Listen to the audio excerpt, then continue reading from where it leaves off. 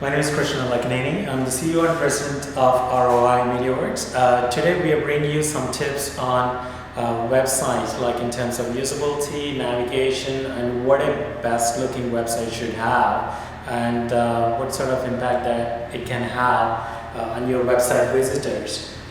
Basically, we're looking at the profitability and more leads on your website. But there are some basics that most of the websites keep missing. So today's video is mostly about what are the basics that a website should have, and we're going to go by like 5 steps here in terms of we're covering the design, navigation, and whether you need a social media integration or not. Also, we're talking about the layout of the website and what you don't want to have on the website either. So looking at the checklist, like 5 checklists here. So on the design, what you want to make sure is your logo is clearly visible on the website so people can connect to your brand right away. And the next thing is they will look for the contact information. Okay, I recognize this brand, I know this business, how I'm going to get in touch with them. So you make sure you have the contact details right on the top, and make sure your contact information is available like within seconds or within 2 or 3 clicks once they're on the website. So let's go to some of the design aspects on the website, what you should have. Like few sites that we looked at, they have like dark backgrounds, and the font and the colors used on the website are not really visible, so not really friendly for somebody looking at some information. Again, you just have to maintain a mixture of colors so the site looks good. You can leave completely plain white background that's spread all across on the site, so the site is like, the main content and the pictures on the site stands out.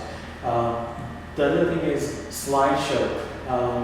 We really use it on many of our websites.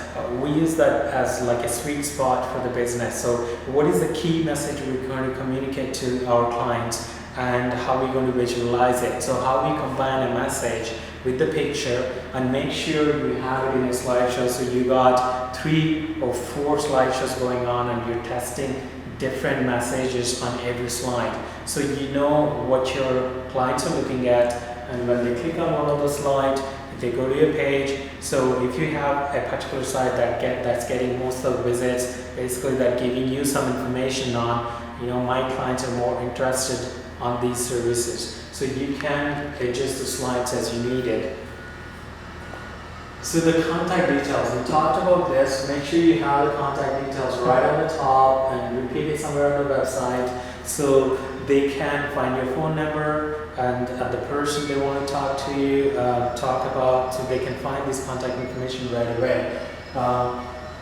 And the pictures, I've seen some, like most of the websites, they use like really big size pictures, like 1024 pictures, like size down to like 150 by 150. So it's not really friendly. When the pictures are loading, it takes time to access everything. So the longer it takes to load the page, basically you're making it wait, so which you don't want to do it. And structured information. When we see a few sites, we see a lot of text on the page just cramped up into a small space like this, and that's like too much information. How do you structure that information? You can use titles, you can use different paragraphs, you can use like some snippet pictures right next to it, what you're explaining, and use like alt tags so that they connect to your text and they can look at the pictures. And the colors used and the industry colors.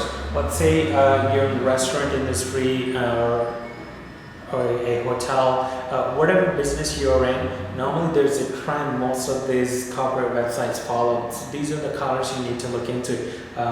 If you look at restaurants, most of the restaurants like to show a lot of vegetables, high green colors, so it's very visual and people connect to the food they're having. So you can look at some other websites that what they're doing and see what are the colors that they can fit into your branding. So make sure it connects all the way with your branding. Text and font. If you're like, for example, you're building a kids website, and make sure the font is a little bit kid friendly, so it's readable, it's fun, so it's just creating fun when you're using that font. There are some good fonts available. You can use it no matter what the website it is, so you can research those on Google as well, find out the best font that fits into your website. Social media integration. You might have seen the Facebook Facepile and the pictures of friends showing on your website. The good thing is, the way it works, if you're looking at a website, basically Facebook trying to figure out who your friends that already like the page, they show up in those piles. So in a way, encouraging your site visitors to get a Facebook fan, so they can like your Facebook page without leaving your website. So you want to keep them on your website as long as you want, but still get a new fan. So you need to think about whether you want to use the social media integration, where do you want to use it, what is the best location, and how do you design it so the colors fit into the color scheme that you're using on the website. Again, that applies to Twitter, Pinterest, and LinkedIn, but having the social media integration on the side right away, in a way, helps you to push fresh content onto your website as well, so you have a Twitter feed going and updating all the time. So a new visitor on your website finds some new tweets that you're tweeting or you previously tweeted, or some of the tweets that are in your industry, they can see them right away. Which is like you're connecting to your website visitors, so you're trying to build their confidence so they can give you a call, or they can do the call to action you want them to do. The next thing is navigation. Navigation is really key, whether you let them browse through 3-4 pages on the website and find out more information about your business, or they leave right away. So how do you structure these pages in a way that they look at most important information, or the most important pages first on the website? Look at this navigation here. I just draw something there. You can only have a menu on the drop-down items, but make sure you limit those drop-down menu items to like 4 or 5. You don't want to have like 20 menu drop-down items. It's just kind of like overwhelming. Who would like to mouse over and go all the way to like 10th or 11th menu item to click and go? So you structure those items in a way so you can have 3 here, 4 here, and 5 here. So it's easy for the people to navigate. And no matter what the page they are on, you want them come back to the home page easily, like with one click. So somebody's on the home page, this is where you put most important information, but you have some product pages like page A, page B, and make sure these pages here in the navigation, they are like, they put it out there based on the priority, most important page, second most important page, and least important pages. So the website visitors see the most important information you want them to see. And again, it's just improving them to make the call to action, so they will come and buy your products.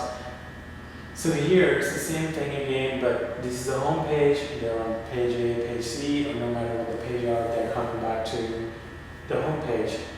So that covers like the navigation, and keep the information they want like within 2 clicks or within like 2 seconds once they're on the website.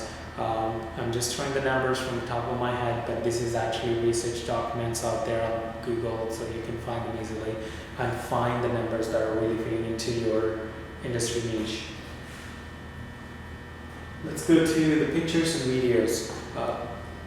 When I say pictures, try to use good quality pictures, good quality video. At least good quality must be good quality for the web. You don't have to spend thousands of dollars and hire like a top photographer to do this. When you have these pictures, make sure you're using the right size and you're using the pictures with the right colors that can actually fit into your website color scheme. And the other thing is, when the pictures are loading, make sure the size loads pretty easily. The best way to find out, you can use your Google Analytics to find out what are the page speeds, and you can also use like a page speed plugin that's available on Google Chrome as well. It's a free tool, so it gives you an idea of how long it's taking for somebody to load this picture. And you can actually see if it's taking longer, okay, that's a wrong picture, just take it out and put some of the picture maybe cropped up to the right size.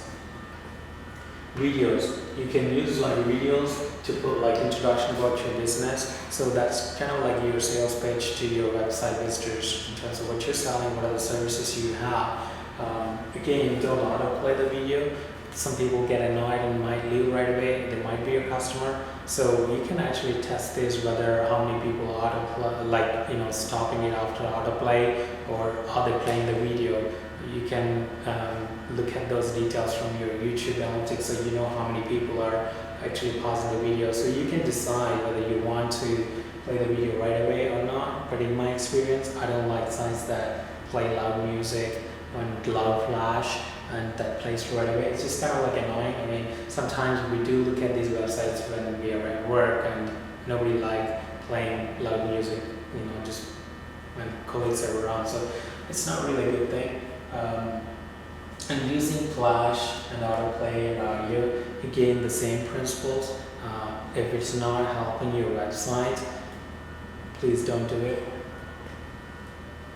On the contact and lead generation form, this is on the most important page on your website. Do you want your customers to email to you, or do you want your customers to buy something from you, so they purchase something, add it to the shopping cart, and they're done? And how do you place this form, or how do you place your top important products on the website?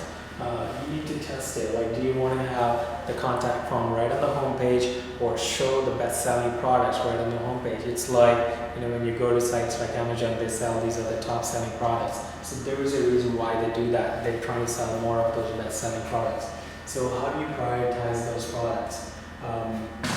In terms of the availability of contact form, you can use it on the home page, or you can have a contact page. And how many clicks away is it? So some of the websites, you want to contact the support, and you go like 10 pages and you don't find the support link. So those are the links. You want to make sure it's available right away. Again, goal settings. When somebody made a purchase or contacted you, you want to make sure you're measuring those visitor paths so you can refine your sales funnel. Basically, they came to your website, they purchased something, or they contacted you, you display a thank you page. That is where you set up like a lead generation funnel on Google Analytics, so you can see how many of your website visitors are actually converting as your customers. And the last one is the Google Analytics. Google Analytics plays a very key role in terms of making well-informed decisions about how your website is performing and what you should be doing about certain pages that are not performing and certain products that are not selling. So you have to find out the reason why people are not buying this stuff. So you can clearly use the Google Analytics to look at all the data in terms of the time they spent on the site, where these people are coming from, how many visitors you are getting on a monthly basis, whether the curve is going up or going down. So tons of information. I'll be doing another video on Google Analytics, and I have a few videos on ROI MediaWorks channel where you can take a look. If you like the video, please make sure to subscribe on the top, give us a like, and leave comments on the bottom of the video. Thank you so much, and wait for other videos.